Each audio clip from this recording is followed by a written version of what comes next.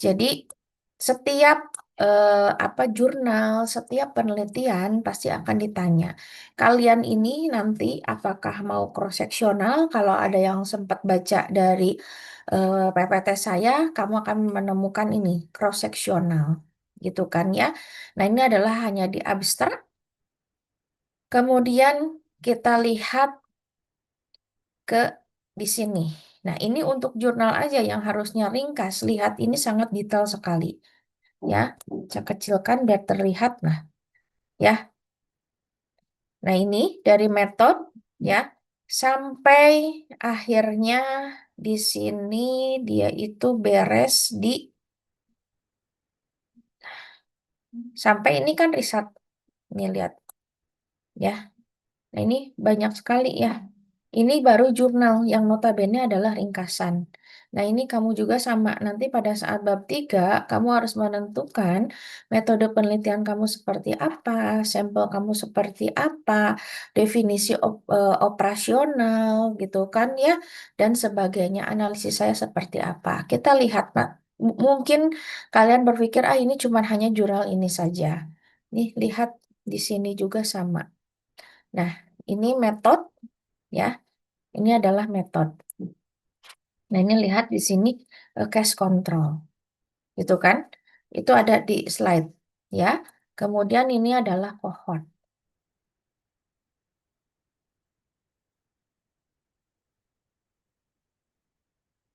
Ini adalah cohort ya. Itu adalah sekilas apa pentingnya dari kuliah hari ini. Jadi mau sengantuk apapun, malas kalian dan sebagainya, minimal mendengarkan saja. Karena saya harap pada saat kalian membuat bab 3, minimal waktu itu saya pernah mendengar gitu kan ya. Itu yang saya harapkan ya. Kalian boleh, dok saya sambil minum, sambil makan boleh deh. Yang penting kalian bisa menyimak kuliah hari ini dengan betul karena apa? Kesempatan kalian cuma hanya satu kali pertemuan ini gitu ya. Jadi saya tidak mengharapkan mahasiswa saya pada saat nanti pembuatan bab 3 saya bingung menentukan apakah saya masuk deskriptif, saya masuk cross-sectional, apakah saya cohort atau case control ya. Oke. Nah, oke. Saya harap kamu sudah apa minimal mendownload gitu kan ya. Jadi bisa menulis-nulis apa yang saya sampaikan karena di sini gitu kan saya tidak apa tidak menyampaikan secara banyak gitu kan ya untuk yang apa materinya ya. Oke. Nah, hari ini saya kalau kemarin adalah Dr. Silvi metode kualitatif, kalau saya di sini adalah mengajarkan tentang metode kuantitatif. Saya bisa memprediksi bahwa metode kuantitatif ini ya, ini banyak yang apa mahasiswa banyak memakainya justru adalah metode kuantitatif. Saya rasa Pak di angkatan paling nggak nyampe 10 orang untuk kualitatif, tapi semuanya ya hampir semua kalian menggunakan metode kuantitatif. Nah, apa itu metode kuantitatif? Kalau kemarin Dokter Silvi berbicara tentang huruf, kalau saya sekarang berbicara tentang angka. Ya, kalau Dokter Silvi kemarin apa mengajarkan bagaimana mengolah huruf-huruf atau mengolah dari hasil wawancara mendalam, FGD dan sebagainya, gitu kan? Kalau saya di sini mengajarkan adalah bagaimana dari penelitiannya berupa angka. Tapi dok, gitu kan pertanyaan kalian, saya itu adalah kuesioner. Contoh aja, jenis pendidikan itu kan SD, SMP, SMA, dan perguruan tinggi.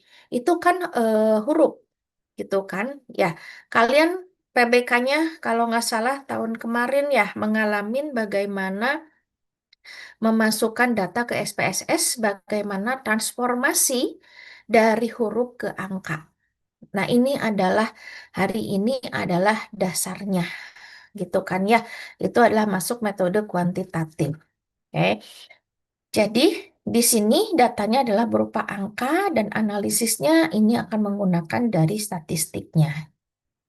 Nah, ini adalah kalau kemarin bingung apa sih gitu kan dari si diagram ini gitu kan ya. Nah, lihat, kita ini di kedokteran ini tidak akan keluar dari sini metodologi penelitiannya. Desain ini adalah kita berbicara tentang desain penelitian. Jadi, saya juga menuliskan dari judulnya adalah Epidemiological Study Design. Jadi, kalau seandainya ada orang yang tanya atau dosen pembimbingnya nanya, Dek, ini desain penelitiannya apa? Silahkan kamu cari di sini mana yang menurut kalian bahwa ini tuh yang akan cocok dengan penelitian saya, ya. Jadi dimulai dari deskriptif dan analitik, gitu ya. Hmm, sebentar deh.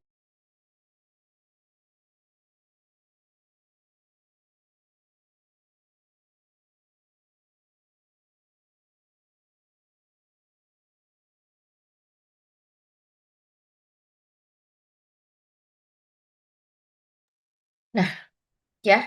Jadi di sini kalian lihat ada deskriptif dengan analitik, ya. Jadi nanti lihat apakah metode kalian gitu kan ya penelitiannya saya masuk penelitian deskriptif atau analitik.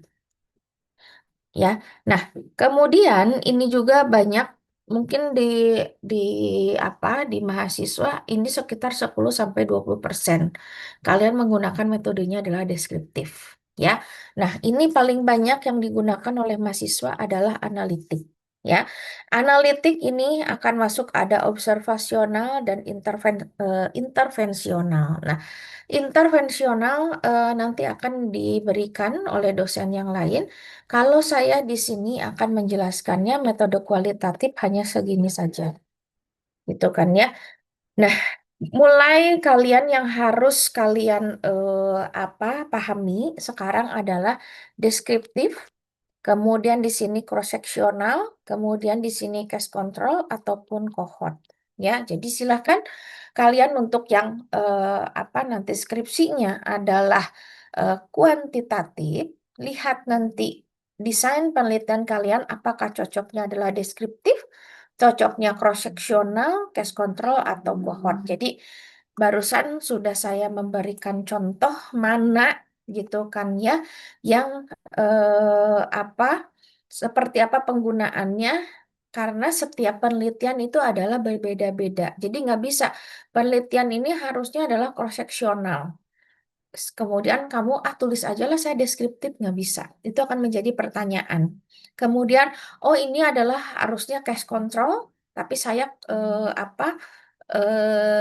tulisnya adalah cohort nggak bisa gitu ya. Jadi ini desain penelitian ini biasanya di paragraf bab 3 itu harus apa pas gitu kan harus tepat mana yang akan kalian tulis di sana. Oke.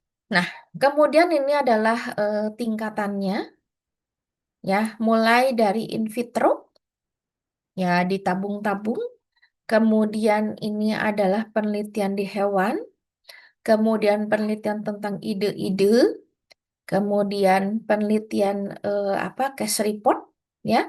Nah, ini cross sectional ada di paling tengah lah ya. Kemudian naik lagi ke atas case control, naik lagi ke atas cohort, kemudian naik lagi ke atas RCT, randomized control trial, kemudian yang paling atas adalah systematic review dengan meta analisis. Nah, yang di puncak segitiga ini, gitu kan, ini sangat berat sekali. Ya, kemarin 2 hari yang lalu ada mahasiswa angkatan 2022, dok saya minta dibimbing untuk SRMA. Kemudian untuk apa? Saya tanya, saya akan ikut e-poster.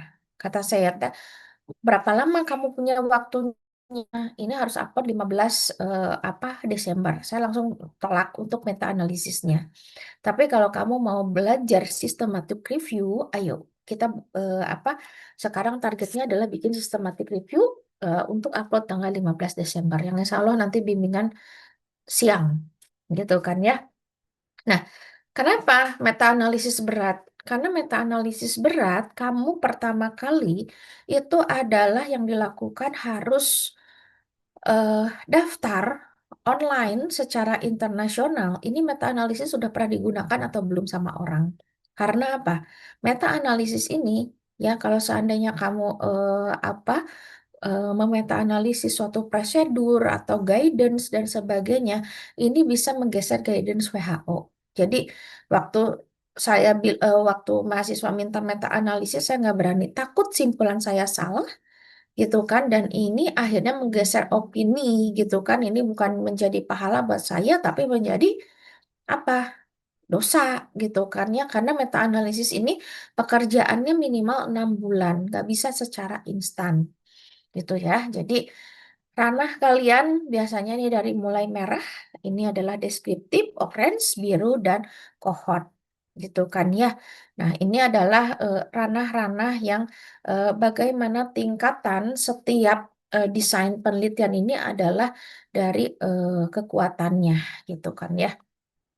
Nah, kemudian di sini dari proses research gitu kan, baik kualitatif maupun kuantitatif. Yang pertama kali dilakukan, ini saya rasa sih research prosesnya sedang berjalan sekarang, ya. Kemarin kalian membuat dari bab satu itu mulai dari research problemnya apa sih? Gitu kan yang kalian temukan, yang ini yang akhirnya kamu debat gitu kan, diskusi dengan para pembimbingnya sampai menentukan saya temanya adalah seperti ini. Gitu kan. Kemudian ini setelah kalian mempunyai research problem, kemudian akhirnya kamu melakukan literatur review, di mana literatur review ini kamu melakukan dari membaca dari berbagai jurnal, gitu kan. Kemudian di sini mulailah ada pertanyaan penelitiannya apa, gitu ya. Kemudian ini dibagi dua, mau kalian kuantitatif research atau kualitatif research, kemudian di sini research desainnya seperti apa. Ya, kayaknya sih untuk combine design, mix method, dan action research ini kayaknya nggak akan dilakukan oleh kalian. Jadi kalian lihat kalau kuantitatif kamu adalah eksperimental, korelasional, atau survei. Kemudian kalau kualitatif design, apakah kamu grounded teori, etnografi, naratif, fenomenologi, dan sebagainya gitu ya, sampai akhirnya kamu ketemu discuss, conclusion, limitasi, sama untuk research di masa depannya adalah seperti apa. Ya, dan biasanya kalau kalian udah ke future research ini gitu, biasanya nanti Indonesia Raya. Padahal apa yang kamu temukan di dalam penelitiannya gitu kan, yang belum kamu teliti itu nanti sebaiknya orang kalau meneliti hal yang sama, ini tolong dong gitu kan, yang ini belum pernah diteliti. Nah, itu adalah saran, maksudnya tekannya future research. Tapi biasanya kalian tuh selalu Indonesia Raya. Padahal harus dilihat lagi dari si hasil penelitian kamu apa dan perbaikannya adalah nanti seperti apa. Oke, ya, ini nanti bisa dibaca introduction-nya. Kita masuk ke dalam penelitian deskriptif. Ya, jadi ini silakan kalau kamu yang meneliti deskriptif silakan disimak. Ya, penelitian deskriptif adalah suatu metode penelitian yang dilakukan dengan tujuan utama membuat gambaran. Jadi, kalau deskriptif itu ya, kamu hanya memotret cekrek gitu kan. Kalau kamu punya kamera di ponsel, kamu foto, kemudian kamu menceritakan dari foto tersebut. Tuh kan, oh saya menemukan pada saat di foto itu ada 2 orang gitu kan sedang berdiri, yang satu memakai baju merah, yang satu memakai baju putih, kemudian tampak ada anak yang bersembunyi dan sebagainya. Ya, nah ini adalah untuk penelitian deskriptif.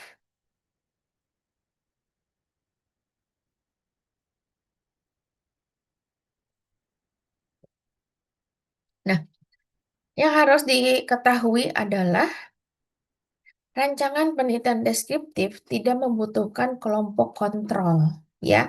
Jadi, kalau memang penelitian kamu adalah deskriptif, ini dia tidak membutuhkan kelompok kontrol. ya. Kemudian dia tidak butuh juga hipotesis. Jadi hati-hati jangan terjebak. Tapi dok, kalau untuk cross sectional, case control dan cohort itu ada kelompok kontrolnya, iya. Tapi untuk deskriptif tidak ada kelompok kontrol, gitu ya. Nah ini sebetulnya, nah ini kita bisa melihat sebagian klinisi menganggap bahwa penelitian deskriptif mempunyai nilai yang lebih rendah. Ya, kadang-kadang penelitian deskriptif itu dipandang sebelah mata, gitu kan ya. Iya, yang dipandang sebelah matanya itu adalah seperti apa, ya. Jadi kadang-kadang jangan sampai kamu deskriptifnya itu cuman hanya bagaimana gambaran karakteristik penyakit DBD. Karakteristiknya apa nanti? Cuman dari sosiodemografi. Sosiodemografinya apa? Saya ini adalah gambaran jenis kelamin, gambaran umur, dan sebagainya. Nah, kalau seperti itu pasti akan dianggap sebagai, dipandang sebagai sebelah mata. Tapi kalau seandainya kamu melihat bahwa, dok, dari yang trombositopenia sebanyak 200 orang, saya menemukan yang NS1 positif itu adalah 40 orang. Sedangkan yang NS1 negatif, gitu kan, ini adalah sisanya 160. Kemudian saya menemukan dari NS1 negatif, ternyata saya ditemukan juga dia ada perdarahan dan sebagainya. Nah, itu kan lebih lebih melihatkan bahwa deskriptifnya itu dikemas dengan cantiknya kalau yang hal tersebut. Tapi kalau cuma hanya deskriptifnya, oh, jenis kelamin laki-laki yang kena DBD itu ada 100 orang. Kemudian jenis kelamin perempuan yang kena DBD ada 100 orang. Nah, itu menjadi sesuatu hal yang tidak menarik. Apa sih, kita melihat jenis kelamin kan udah jelas secara epidemiologi tidak ada perbedaan antara laki-laki dengan perempuan. Gitu kan ya. Jadi di sini memang deskriptif mempunyai nilai yang rendah. Sebagian menganggap bahwa deskriptif itu udah nggak ada gunanya dan sebagainya. Enggak, menurut saya setiap deskriptif itu mempunyai gunanya. Cuman permasalahannya adalah bagaimana kamu mengemas sesuatu yang dipandang sebelah mata oleh orang ini menjadi sesuatu yang cantik. Gitu kan ya. Nah, kemudian kita di sini lihat pertanyaan dalam penelitian deskriptif adalah ya berkaitan dengan adanya masalah, besarnya masalah, luasnya masalah dan pentingnya masalah. Ya, siapa, bila mana, di mana, berapa banyak dan bagaimana. Dan biasanya pertanyaan akan mengacu berdasarkan orang, tempat dan waktu. Ya, ini adalah untuk variabel orang. Ya, jadi biasanya ini adalah di rumusan masalah yang pertama. Kalau seandainya kamu memilih, oh saya maunya analitik dok. Oke, analitik. Kemudian ini biasanya adalah di nomor yang pertama. Kamu akan bisa melihat bagaimana karakteristik sosiodemografi gitu kan. Nah, sosiodemografi ini masuk ini umur, jenis kelamin, suku bangsa mungkin ini ya apa diperlukan, kemudian tingkat pendidikan, status marital dan variabel lain ya. Jadi suku bangsa ini kenapa sih suku bangsa juga bisa masuk rasis enggak juga karena saya pernah menemukan ada penelitian dokter spesialis gitu kan ya ingin membandingkan dari lingkar kepala tapi secara anatomi gitu ya antara suku bangsa Sunda dengan suku bangsa Batak. Kenapa dengan Batak? Gitu kan? Katanya kalau Batak itu banyak terkait pekerjaan banyak yang menjadi pengacara. Gitu kan? Nah, ternyata hasil penelitiannya menemukan dari lingkar kepala ya ada eh, hitungannya ukurannya itu relatif lebih besar dibandingkan dengan suku Sunda gitu kan ya. Nah itu kemudian status marital juga ini bisa dijadikan apa dari suatu penelitian dan sebagainya ya. Ini adalah dari variabel orang. Kita masuk ke dalam variabel waktu. Jadi kita harus melihat kapan sih penelitian ini dilakukan.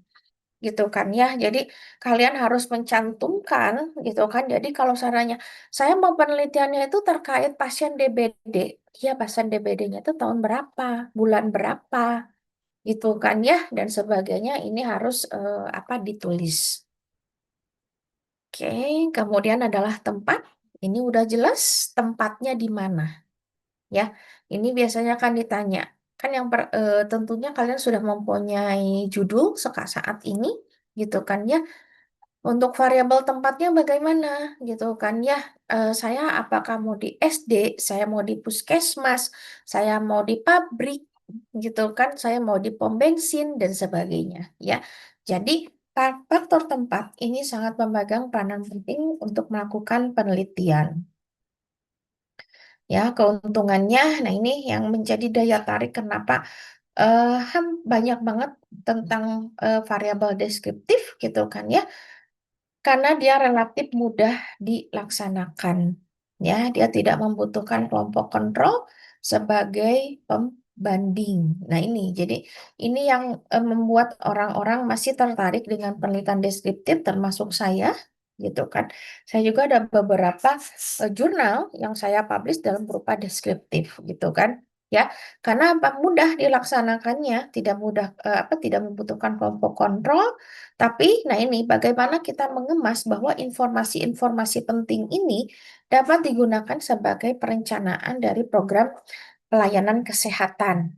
Ya, nah penelitian deskriptif dapat ditentukan apakah temuan ini diperlukan adanya penelitian lanjutan atau tidak. Contohnya, saya melakukan penelitian deskriptif itu adalah ingin meng-cross-check data dari yang ada di Jawa Barat karena saya concern terhadap kesehatan ibu dan anak, jadi KIA. Kebetulan saya lagi ingin meneliti dari seri anaknya terkait anemia pada remaja.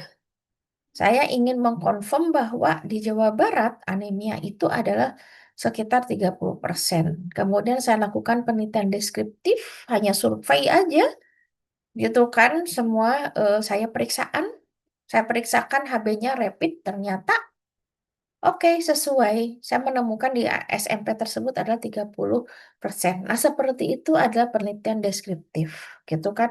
Cuman hanya ingin meng-cross-check bagaimana dari si anak tersebut di anemia atau tidak. Kemudian yang kedua yang saya cross-check adalah untuk deskriptifnya kepatuhan minum obatnya. Untuk dia minum tablet FE. Nah, kemudian kerugiannya.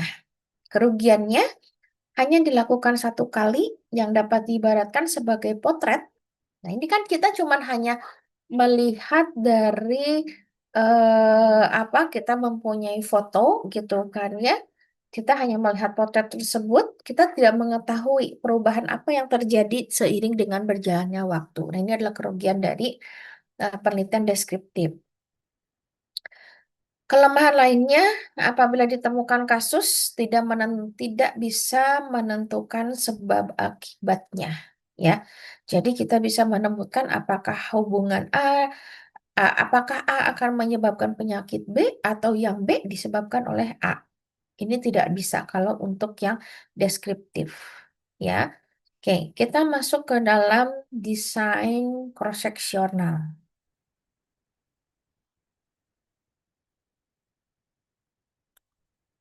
Oke, dalam desain cross-seksional ini, prosedur dan metode ditentukan oleh peneliti dan harus diikuti ditaati dalam melaksanakan proses riset. Ini saya skip, nanti kalian bisa baca sendiri, gitu kan ya, observasional apa, kemudian analitik apa. Nah ini yang harus kalian pahami, ya. Saya nggak tahu dalam satu kuliah ini kamu paham atau tidak. Penelitian observasional analitik adalah survei atau penelitian yang mencoba menggali bagaimana dan mengapa fenomena kesehatan itu terjadi. Nah, ini ya. Jadi kita mulai ke analitik. Ini dia akan menggali bagaimana dan mengapa fenomena kesehatan itu terjadi. Ini ingin mengetahui penjelasan faktor risiko dan penyebab penyakit. Jadi ini kalian harus tahu yang faktor risikonya yang mana gitu kan ya. Jadi akan di sini risk factor dengan outcome ya. Nah, ini lihat faktor efek adalah suatu akibat dari faktor risiko. Faktor risiko adalah suatu fenomena yang mengakibatkan terjadinya efek. Ya, jadi di sini efek kalau saya bilang outcome ya itu adalah sama.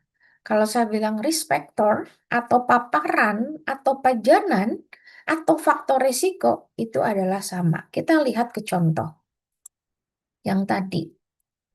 Kita akan melihat mana yang menjadi faktor risiko, mana yang menjadi outcome. Ya, biar nanti tergambar di penelitian kalian. Nih, kita melihat bahwa judulnya adalah prevalence. Jadi dia prevalensi, ya. Kemudian di sini N. Nah, kalian lihat yang ini, associated factor of stunting and thinness among primary school age, gitu kan ya. Nah, ini adalah cross sectional. Jadi dia ingin melihat dari faktor resiko. Nah, ini adalah faktor resikonya, ya. Nah, yang paling gampang adalah di sini. Nah, ini lihat deh. Oke, ini adalah bekas kuliah-kuliah dulu, makanya banyak coretan. Kita hapus dulu.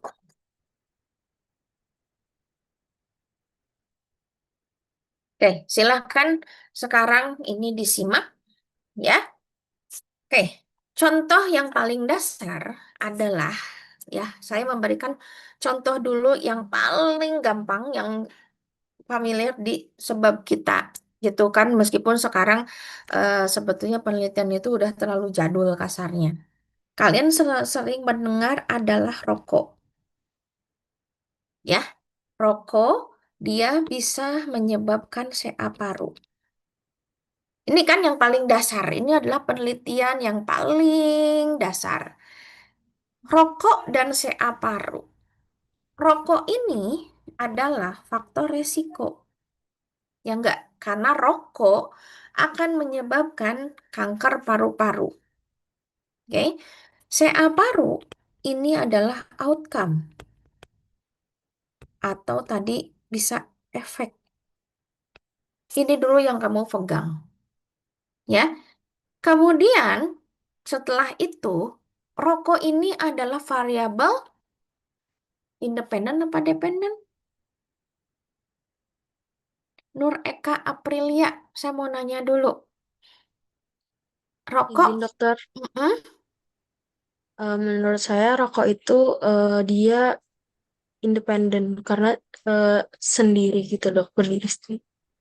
mm. Coba-coba pengertiannya gimana? Nggak apa-apa, jangan takut salah. Jadi saya paham apa nanti kali, apakah perlu saya jelaskan atau tidak? Silahkan Kak. Izin dok, menurut saya kalau rokok itu masuknya yang independen. Mm-mm. Karena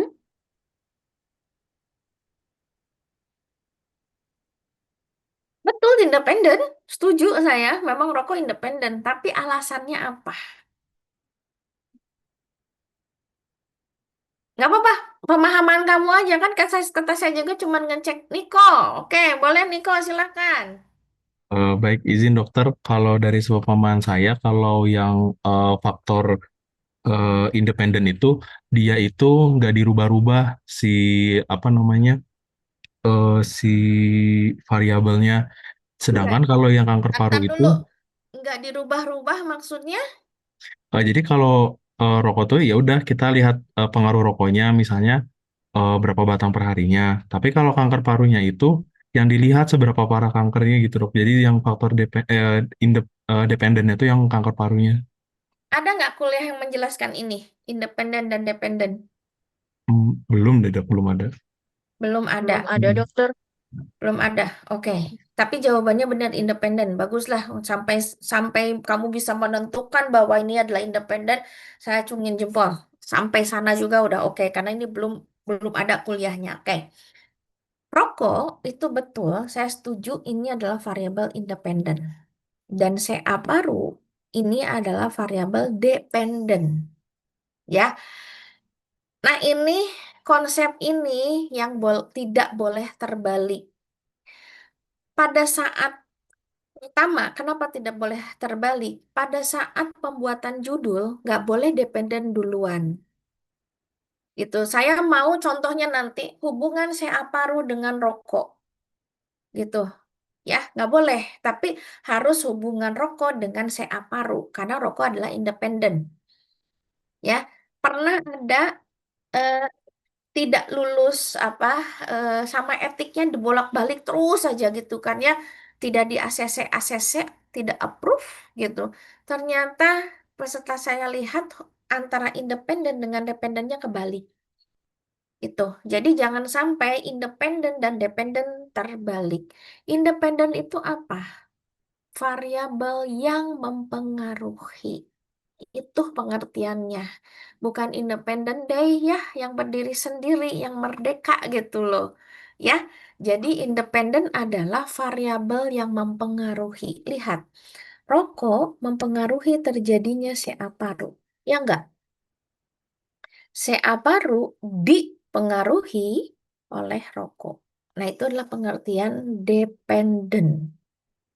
Ya, oke. Jadi di sini nanti lihat kembali judulnya masing-masing. Apakah variabel independen dan dependen saya ini terbalik atau tidak? Itu dulu ya. Oke. Kemudian kita lihat faktor risiko sekarang. Karena saya tadi lagi ngomongin faktor risiko. Lihat. Faktor risiko atau independen, ya posisinya di independen maksud saya. Lihat, ini adalah semua faktor risiko. Ini tuh semuanya faktor risiko. Dan dia ini adalah semuanya variabel independen. Jadi, faktor risiko, boleh nggak saya lebih dari satu? Sangat-sangat boleh. Boleh nggak saya variabel independennya, gitu kan ya, lebih dari satu? Boleh. Kalau saya sih lebih senang mahasiswa variabel independen dan faktor risikonya itu banyak. Minimal 5 lah. Jadi kalau seandainya kamu nanti di bab 4-nya kayak pembahasan, itu adalah faktor risiko. Kita sekarang mau ini adalah outcome. Tadi kan ini adalah outcome atau dia efek ya atau dia variabel dependent. Saya selalu omat-omat gitu ya ke kalian. Variabel dependent hanya dua. Ingat, dok, saya mah ada IMT ini teh ya. IMT itu saya membaginya menjadi 4. Ada underweight, ada normal, ada overweight, kemudian ada obese. No, kalau saya sih ini ya akan saya coret. Kenapa? Ini akan mempersulit mahasiswa. Jadi saya mencoret itu bukan maksud saya tidak mau meluluskan mahasiswa. Pertanyaan saya pasti ke mahasiswa adalah satu. Mau kapan kamu lulusnya? Karena pada saat variabel dependen lebih dari 2, itu masuk ke analisis multivariat. Nanti aja deh multivariat mah nunggu setelah kamu mau S2 aja atau S3 gitu ya. Untuk S1 mah yang gampang-gampang aja, yang penting kamu lulus kan? Gitu kan? Ya. Nah, itu. Jadi, bagaimana nanti mensiasatinya? Kalau saya mensiasatinya adalah ini jadi 2 kategori. Ini 1, ini 2. Ini digabungkan. Jadi, tetap seperti ini. Ini bayangkan, ini adalah jurnal internasional, gitu kan. Ini jurnal internasional Scopus Q1 yang selalu mungkin sekarang lebih familiar oleh kalian gara-gara si Osi kan. Siapa sih yang paling yang pintar itu yang perempuan FKUI itu? Saya lupa. Yang Scopus Q1-nya banyak gitu. Nah, ini masuk ke dalam jurnal Scopus Q1 ini. Lihat, untuk Scopus Q1 aja kita bisa melihat variabel dependennya hanya 2. tidak lebih dari 2. Itu dulu. Silahkan kamu nanti ya tawar-menawar dengan para dosennya. Gitu ya. Dok, saya variabel dependennya mau 2. Oh, 4. Silahkan. Kamu rekategori ulang. Boleh nggak? Boleh. Tapi semua yang direkategori ulang ya itu harus kamu jelaskan di naskah. Jadi jangan ujuk-ujuk satu jadi apa underweight dengan normal. Nah, itu enggak. Jadi nanti kamu di definisi operasional 1, 2, 3, 4 gitu kan di sini tulis kategori dikelompokkan menjadi 1 underweight normal, 2 OW dan obes. Nah, jadi orang ngerti, oh ini tadinya 4 kategori menjadi 2 kategori. Nah, itu adalah penulisan yang ada di makalahnya, gitu kan ya. Jadi penulisan yang ada di makalahnya ini gitu kan semua yang kamu lakukan nanti di bab 3 boleh nggak saya apa menulis ini boleh karena memang harus jelas bagaimana tahap-tahapannya dan sebagainya justru itu yang paling apa dosen itu paling senang kalau seandainya kamu jelas tahap-tahapannya dilakukan. Oke. Ya, itu saya menjelaskan tentang tadi itu tentang apa? Tentang faktor efek dengan faktor risiko. Jadi jangan sampai terbalik ya. Nah, tadi ingat faktor efek gitu ya atau outcome dia ada di kolom ya. Kemudian variabel bebas independen atau faktor resiko itu adanya di baris. Boleh nggak ngebalik? Enggak ya. Ya, kalau itu mah udah nggak ada tawar menawar. Oke, kalau seandainya saya menemukan jurnal dok, ini faktor dia apa faktor risikonya gitu kan ya? Dia adalah faktor risikonya dia ada di kolom. Nggak usah baca jurnalnya. Kalau saya kasih simpelnya salah, ya cari jurnal yang lain masih ribuan ada di Google, ya. Nah ini jadi memang untuk menyingkat dari faktor apa variabel yang mempengaruhi dan yang dipengaruhi, biasanya kita akan menyebutkan variabel independen itu adalah nama lainnya adalah variabel bebas. Jadi kalau seandainya ditanya variabel bebasnya apa? Oh, oke, itu adalah independen. Jadi ini adalah mengacu pada faktor risiko. Kemudian variabel tergantung, dependen, gitu kan ya. Oh, oke, ini berarti variabel yang dipengaruhi. Berarti ini adalah efek atau outcome. Ya. Nah, ini contohnya merokok adalah faktor risiko terjadinya kanker paru-paru. Ini adalah yang paling dasar ya yang sering dijadikan contoh. Termasuk di textbook. Karena ini udah jelas secara patofisiologinya.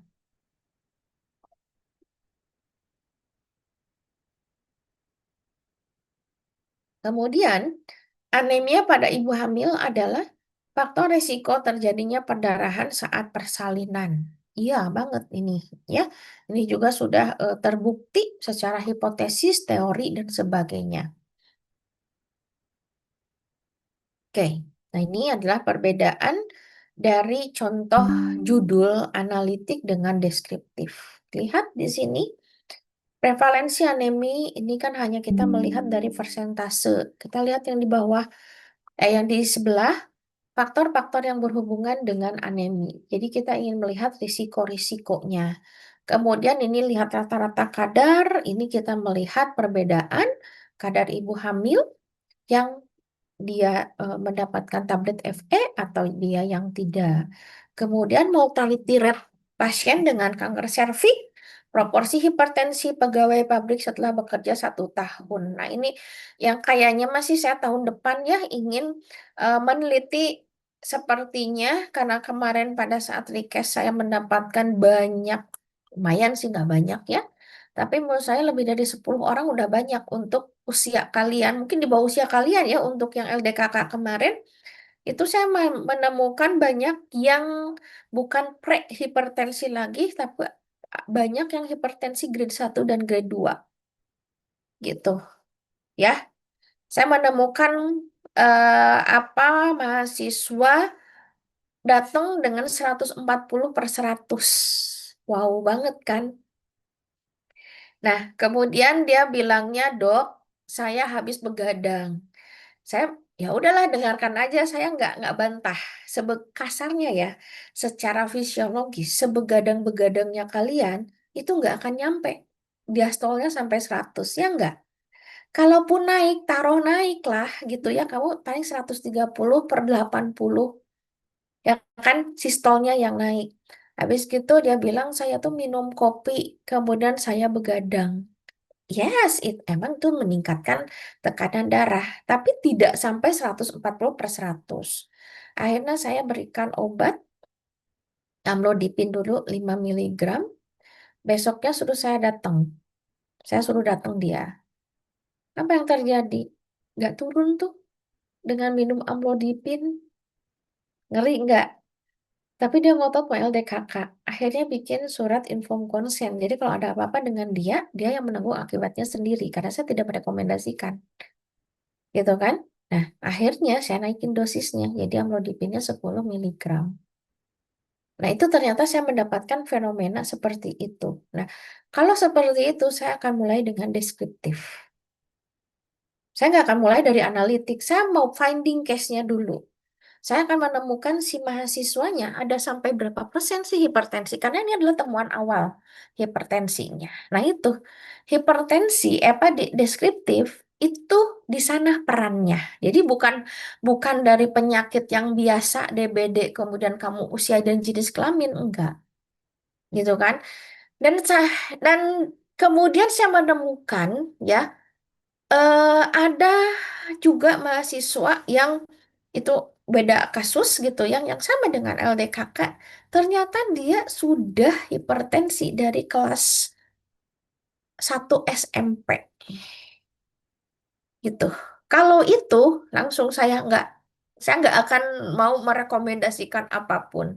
Kalaupun minta dia inform konsen, madep-ngadep dulu ke Wadek 3-nya. Karena takut ada apa-apa dengan dianya. Habis dia hipertensi, dia juga ada obes gitu ya. Nah, itu adalah deskriptif.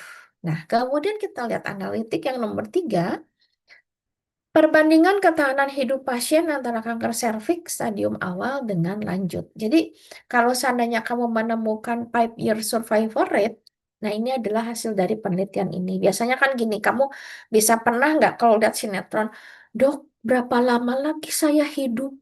Pernah nggak dapet? Nah, itu penelitian nomor 3. Ya, jadi nanti jawaban dokternya, ibu akan meninggal dalam waktu 3 bulan. Nah, itu seorang dokter tuh kalau mau ngomong seperti itu, lihat dulu gitu kan ya epidemiologinya, lihat penelitiannya dulu ya. Jadi memang gitu kan ya, kita akan melihat kalau yang kanker serviks itu adalah kemungkinan hidup dia 5 tahun ke depan bagaimana. Nah, saya rasa sih untuk yang sekarang untuk cancer banyak yang apa dia penyintas gitu ya, berhasil survive dari si kansernya.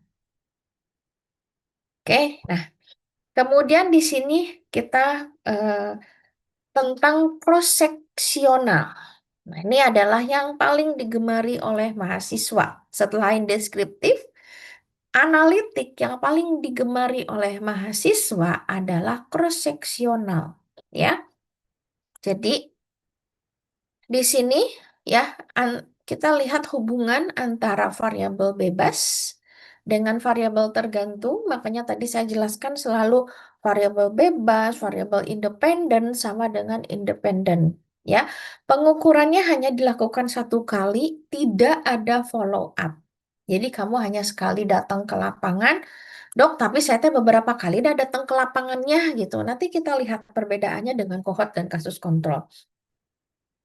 Kalau kamu datang ke lapangannya, ternyata penelitian kamu adalah 200 orang. Tapi kamu seharinya cuman bisa hanya ngambil 10 orang, berarti kamu 20 kali kan datang ke lapangan, bukan itu maksudnya. Jadi, pada saat kamu ke lapangan, dalam satu orang tersebut kamu sudah mempunyai dua-dua variabelnya, dua-duanya variabel itu sudah ditanyakan gitu ya.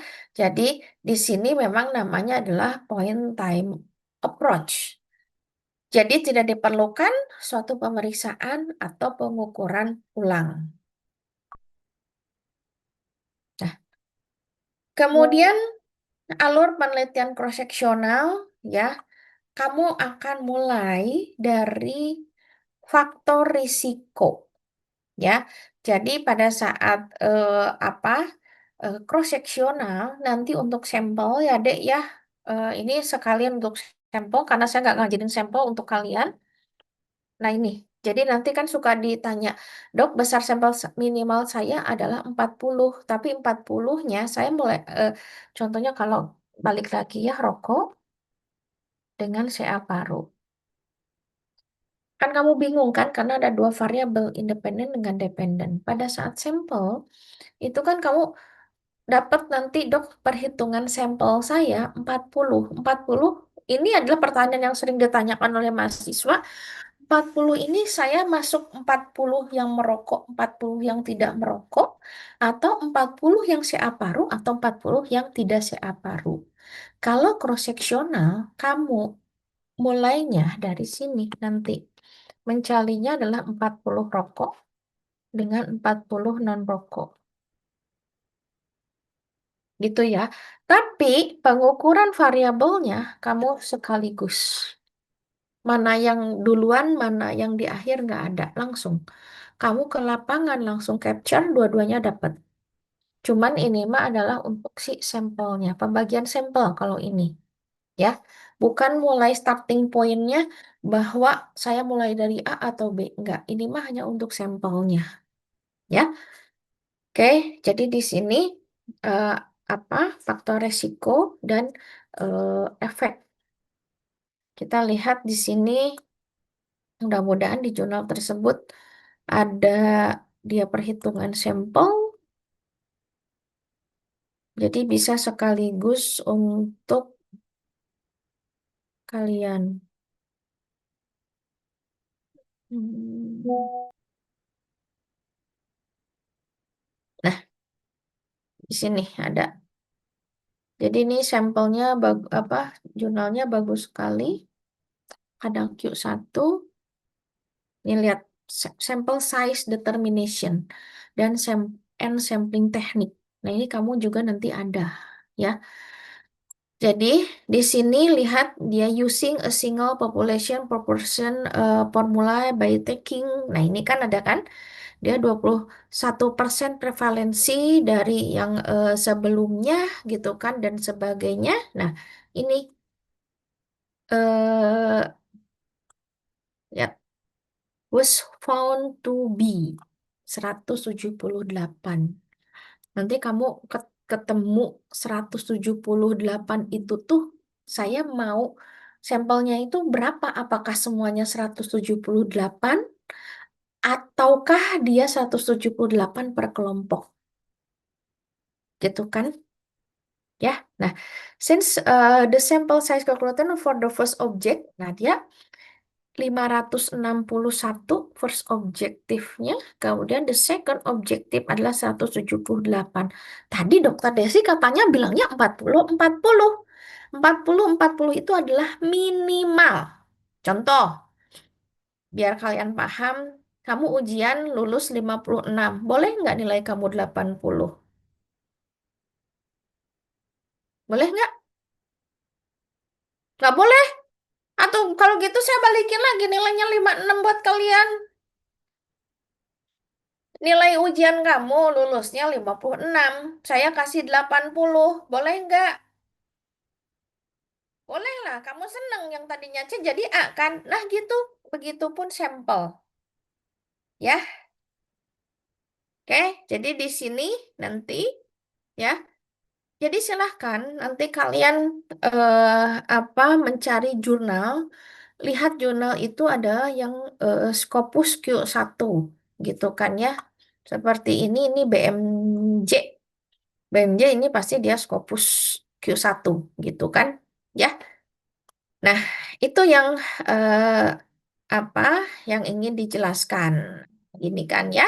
Nah, tapi pada saat pengambilan sampelnya ini langsung sekaligus, Pak, Bapak ngerokok nggak? Iya, saya ngerokok. Bapak, Bapak nganggur paru-paru nggak? Ini apa dalam sederhananya ya kuesioner ya. Ya, oh ya, makasih Pak. Contoh ya, udah tamat gitu wawancaranya. Ya udah itu adalah cross sectional. Kamu datang ke lapangan ketemu satu orang, kamu ketemu faktor resiko dengan efeknya. Aduh, hari ini tuh saya capek ya ketemunya cuma 10 gitu kan ya. Besoknya saya mau apa? Mau ngambil lagi sampel. Ya, masuk cross sectional ya. Jadi satu kali itu hanya satu responden deh. Bukan berarti kamu dalam 200 saya harus sekaligus. Berarti ya 200 orang satu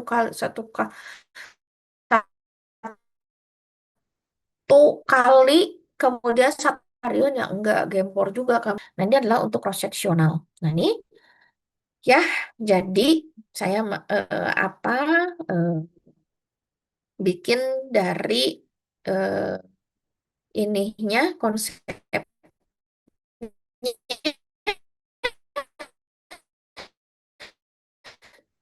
ya cross sectional nih lihat ya di sini bahwa where an exposure lihat exposure di sini berarti faktor risiko and an outcome berarti dia ada efek yang diukur dalam dalam hanya satu waktu. Jadi same time-nya itu bukan kamu seperti tadi, saya harus 1 hari, 2 hari adalah untuk satu individu. Ya, tadi benar kan? Nih, lihat ya ilustrasinya. Kamu mempunyai, oh saya mau ke RT 1 taruhlah. Ini saya mau ke RT 1. Ini saya punya bapak-bapak nih, ada 60 orang gitu kan. Ya, saya bagi dua 60 orangnya ini gitu kan ya. Ini 30, ini 30. Oke, kemudian snapshot ya. Snapshotnya di sini kita ambil datanya di mana kita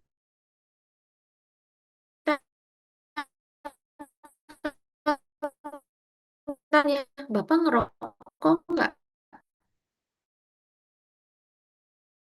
Kanker paru nggak? Meskipun realitanya kita nggak mungkin bisnis ya. Oke. Nah, ini adalah sama cross sectional itu dalam posisi smoker dan non smoker. Nah, kemudian tadi yang saya bilang bahwa kalau lalu ada di kolom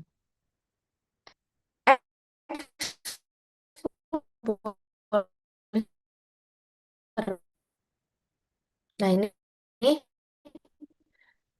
untuk hasil analisisnya nanti rasio prevalent SPSS A dibagi A tambah B dibagi C eh, dibagi C ya. Kasus kontrol ya ini sama dia mempelajari paparan dengan penyakit. Cuman betas registrasi kekuatan kasus kontrol akan dipilih ya untuk studi penyakit yang jarang.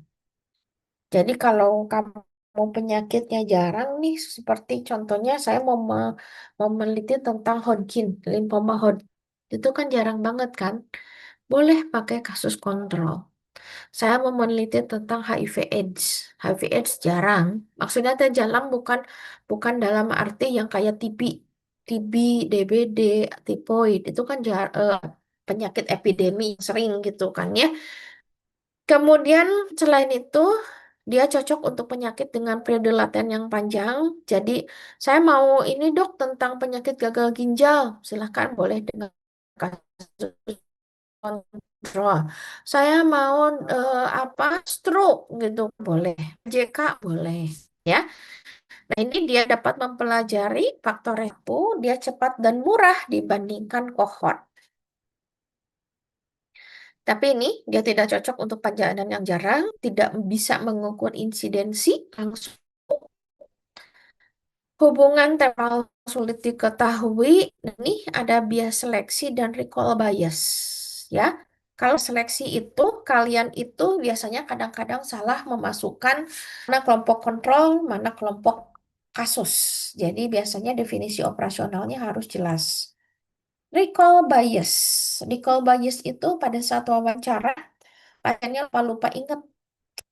Aduh dok, waktu itu tuh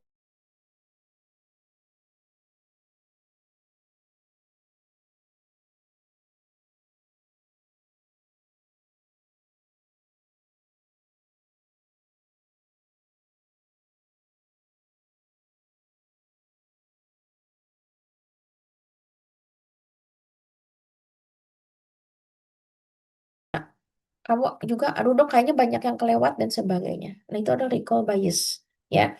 Kemudian pengendalian faktor perancu sulit gitu kan ya. Tapi sebetulnya faktor perancu bisa nanti memakai dari apa sih namanya tuh uji statistik nanti.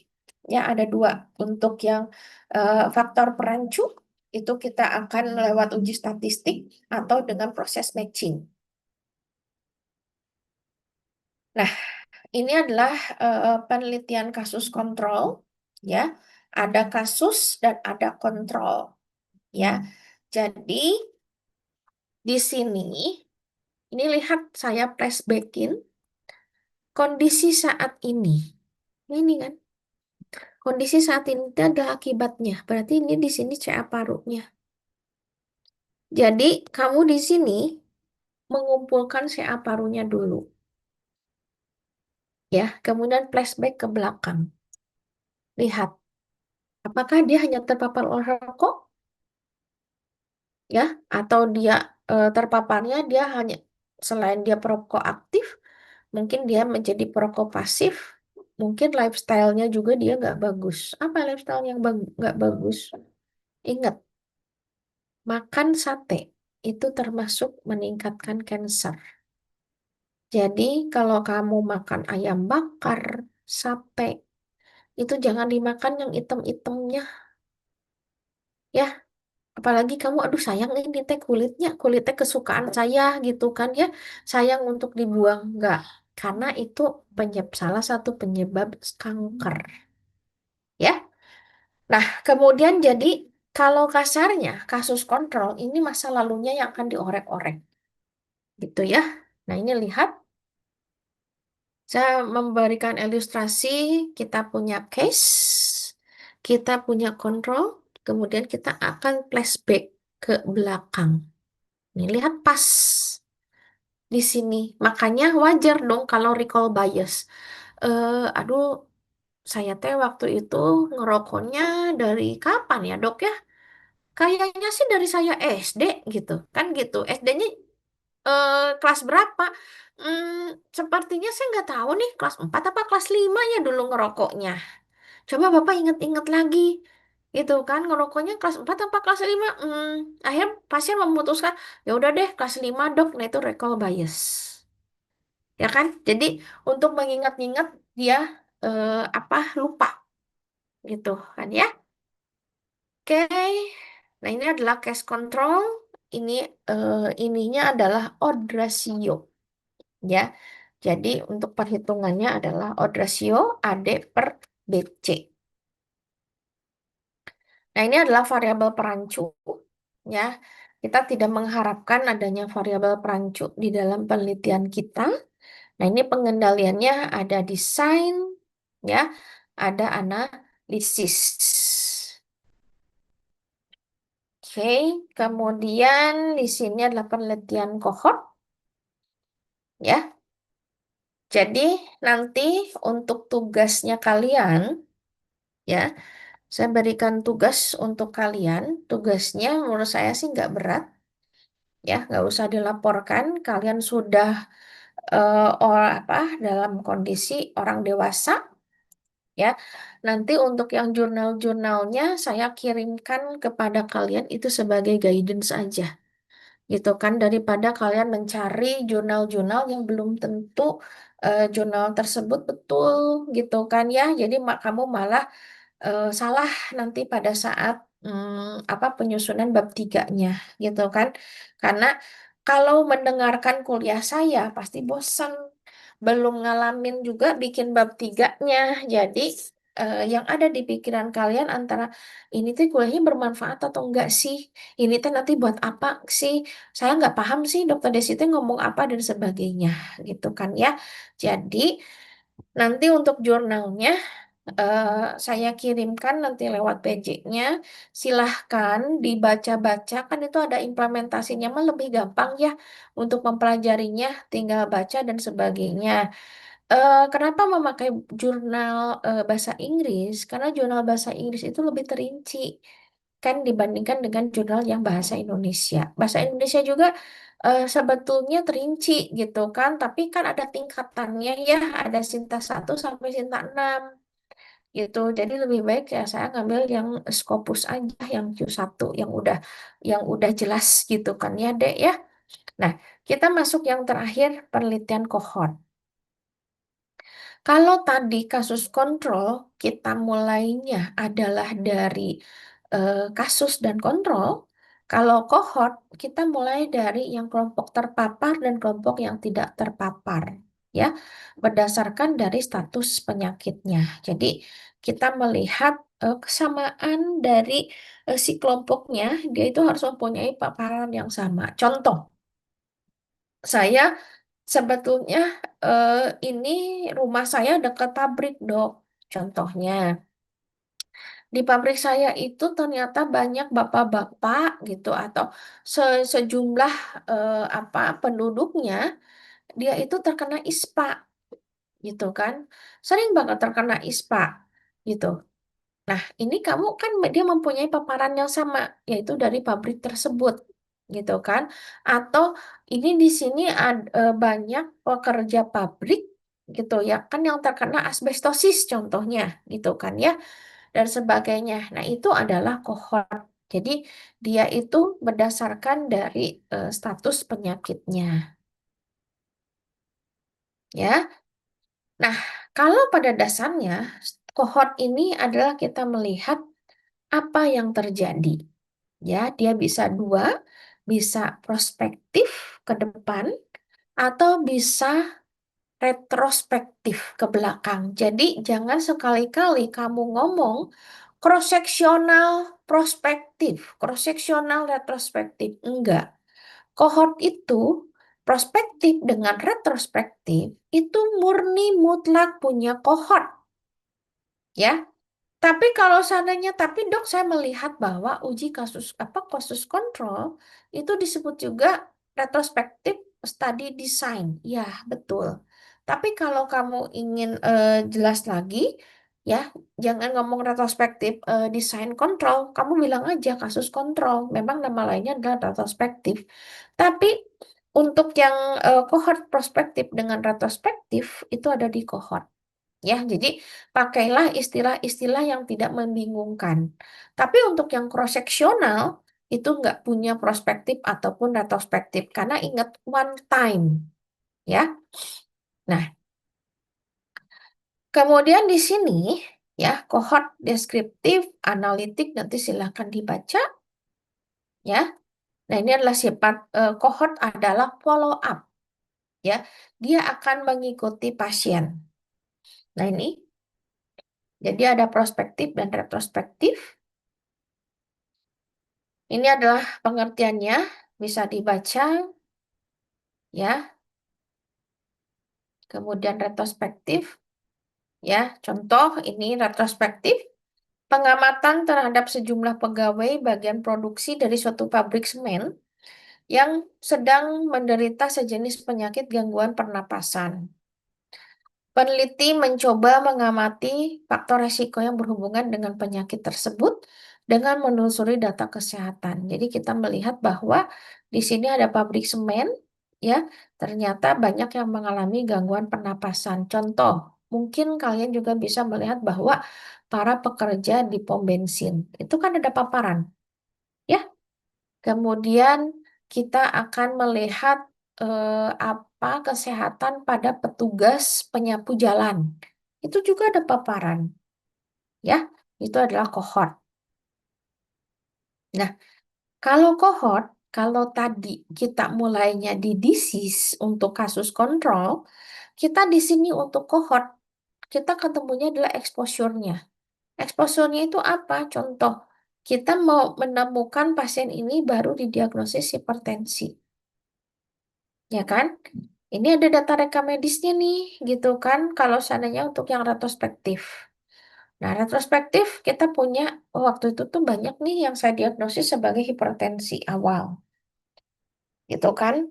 Kita ikutin dari rekam medis.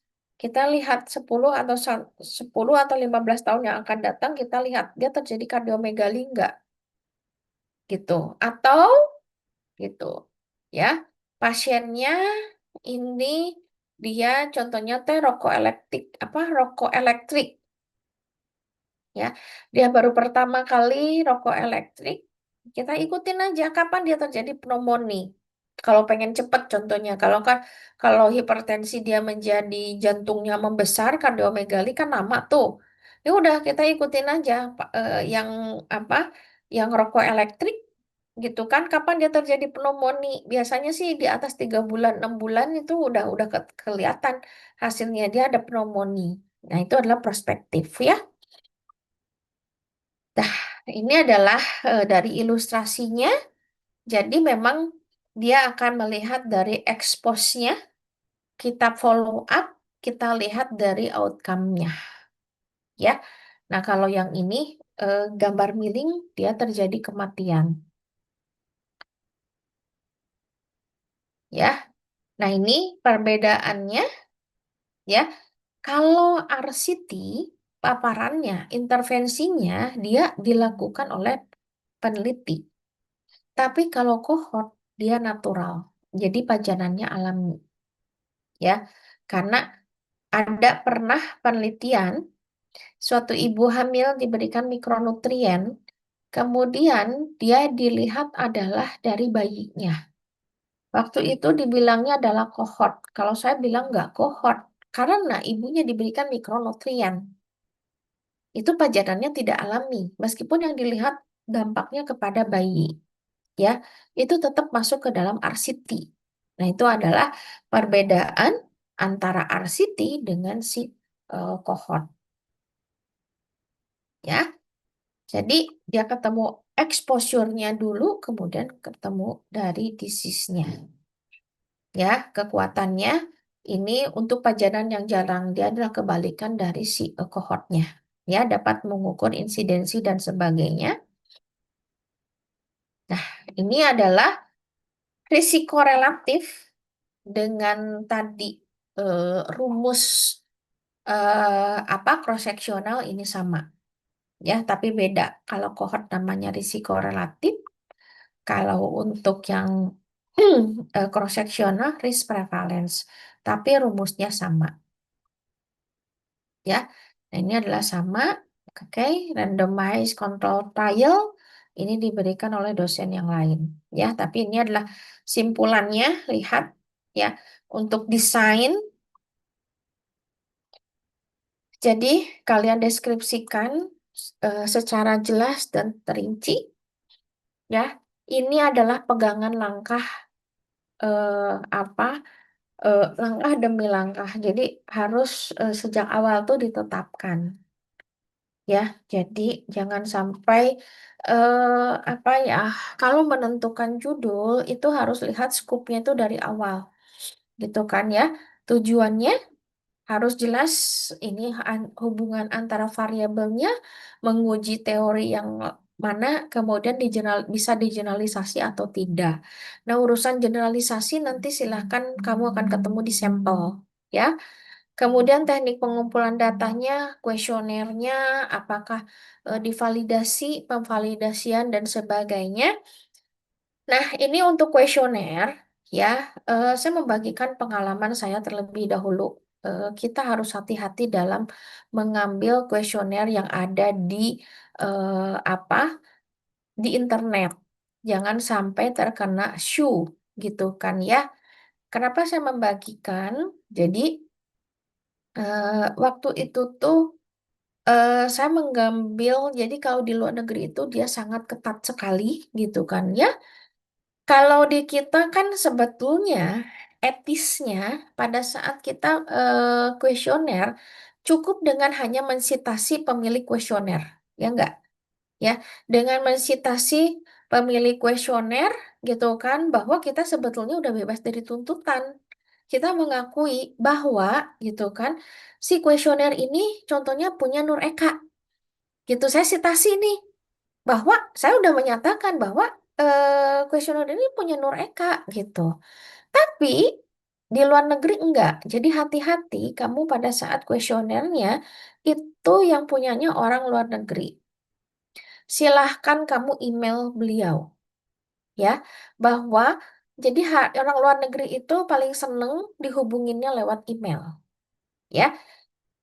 Kamu silahkan kirim email kepada yang punya apa kuesioner, tapi dok tidak membalas.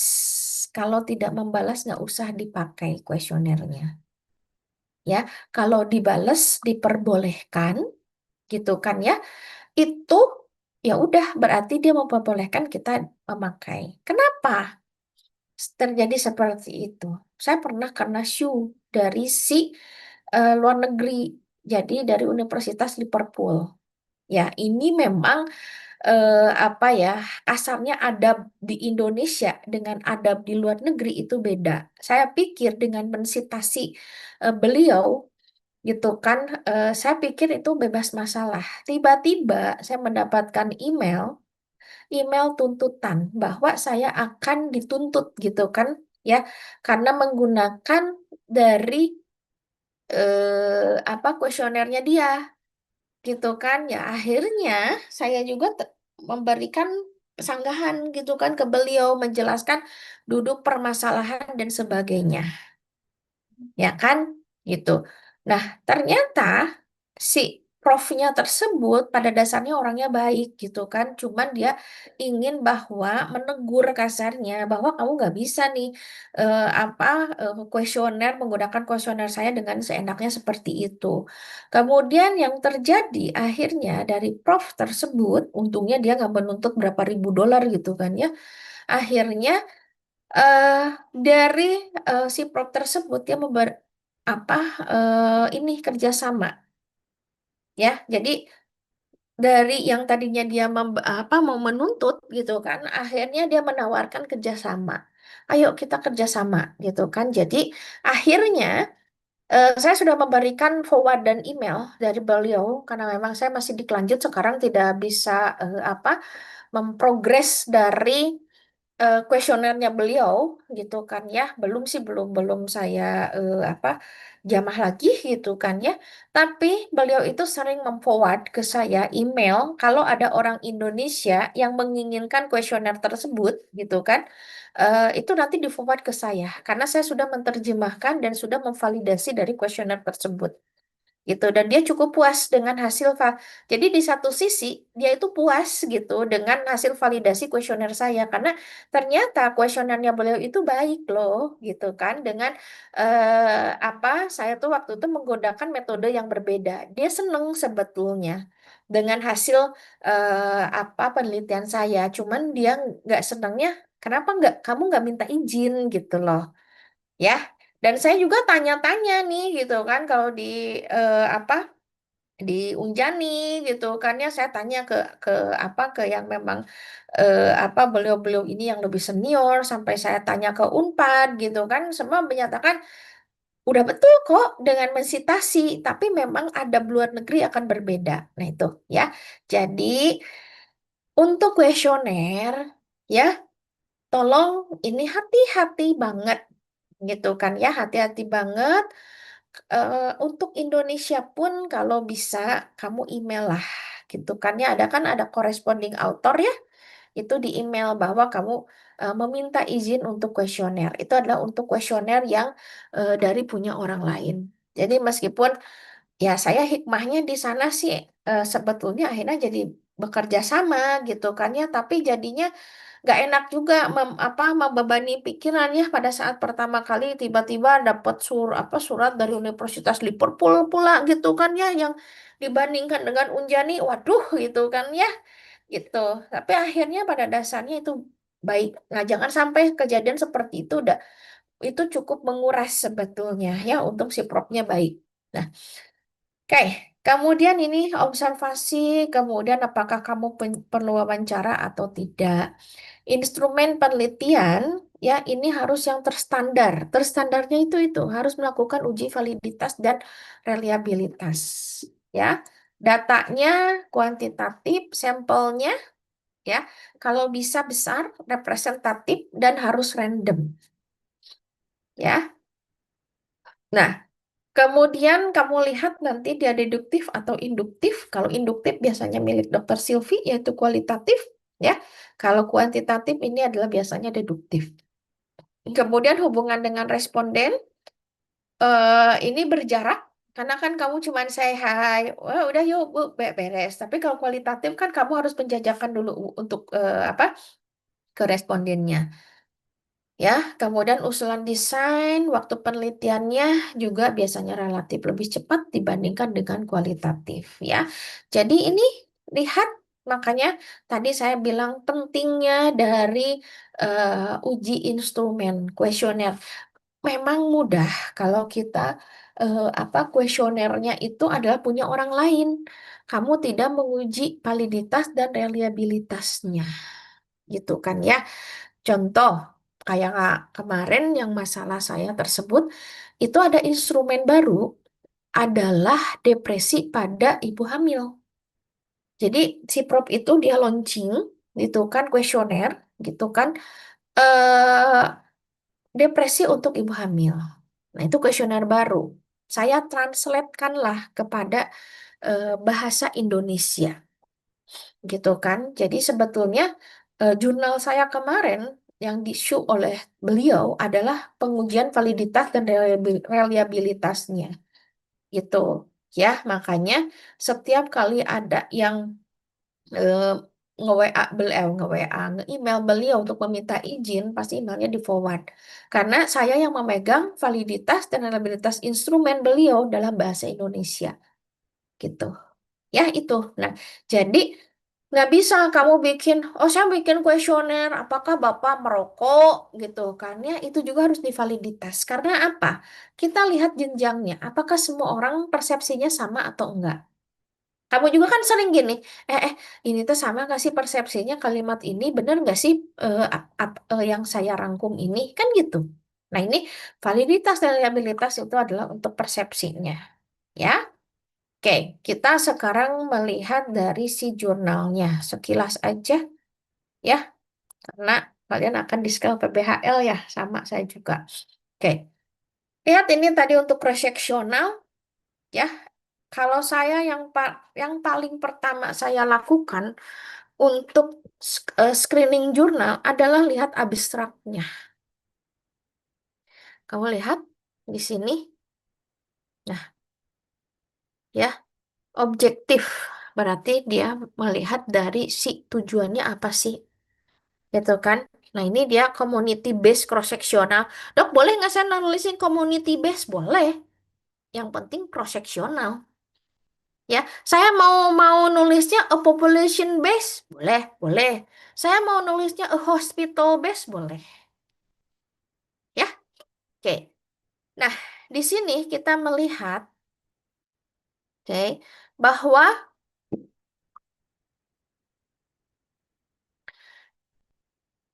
nah, ya, kita lihat, nah, calculation sample size gitu kan, bahwa dia ada 500 551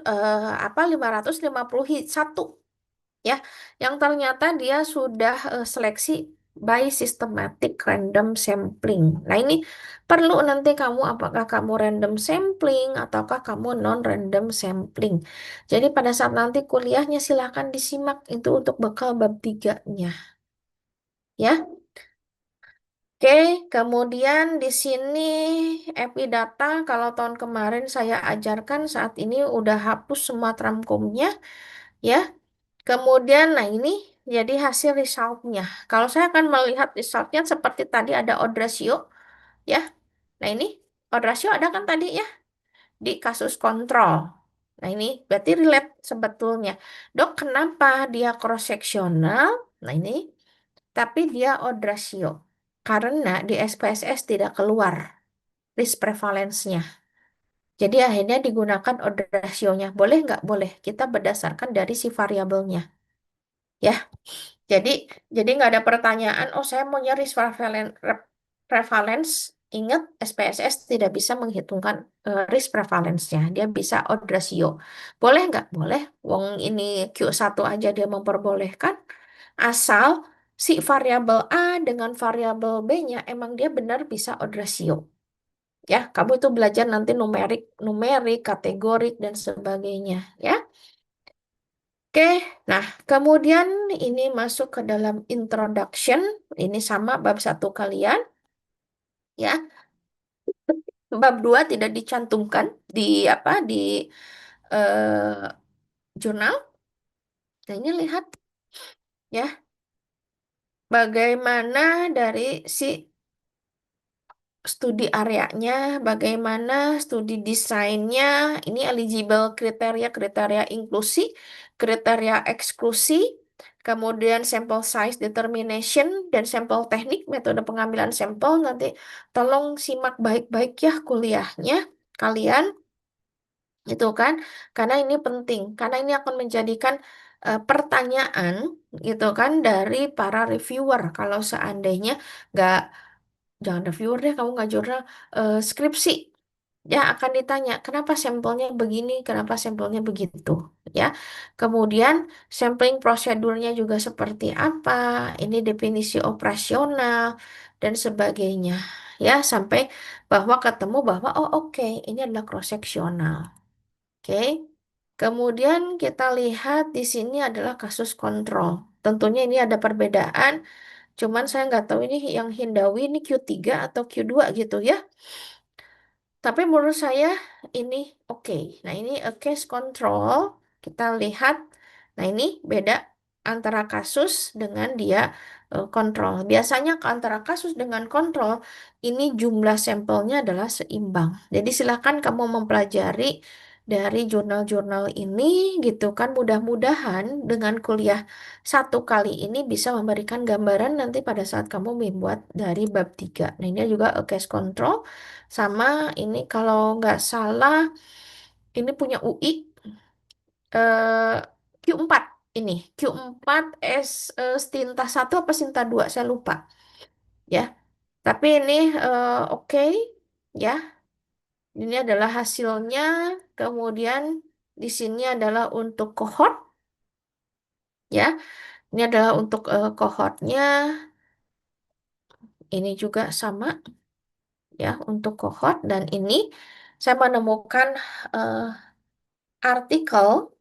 Ya, ini cukup lama deh. Lihat mungkin kalian juga, saya nggak tahu udah lahir apa enggak, 2003 ya. Tapi menurut saya teori ini masih relate sampai sekarang. Karena untuk yang research method, ini nggak setahu saya ya, dari zaman saya dulu kuliah juga di FK tahun 2000, ini nggak pernah berubah. Ya, jadi sisa tugasnya adalah kalian mandiri ya. Silahkan pelajari jurnalnya berdasarkan dari nanti kalian setelah dapat judul, saya mau pilih yang mana. Gitu kan, anggaplah. Karena kalaupun saya ngomong panjang lebar ya dek ya, gitu. Apa? Percuma juga sih, bukan percuma ya, kamunya belum terbayang. Baru terbayangnya itu adalah pada saat kamu membuat bab 3 gitu ya. Dok, gampang lah gitu kan. Saya lewat AI. Ya, lewat AI bisa, tapi kamu harus paham implementasinya. Gitu kan. AI juga membantu, tapi kadang-kadang AI juga pintar mengarang bebasnya sebetulnya. Kalau saya sih biasanya AI digunakan hanya untuk sebagai saya nanti di Google, saya harus mencari ya bagian yang mana gitu kan ya, yang akan saya baca itu ada di Google-nya, bukan di AI-nya ya. Jadi pergunakanlah AI dengan bijak. Jadi jangan sampai kamu apa-apa lewat AI gitu kan ya, karena ingat kamu ada UKM PPD nanti. Ya, oke, sampai sini ada pertanyaan?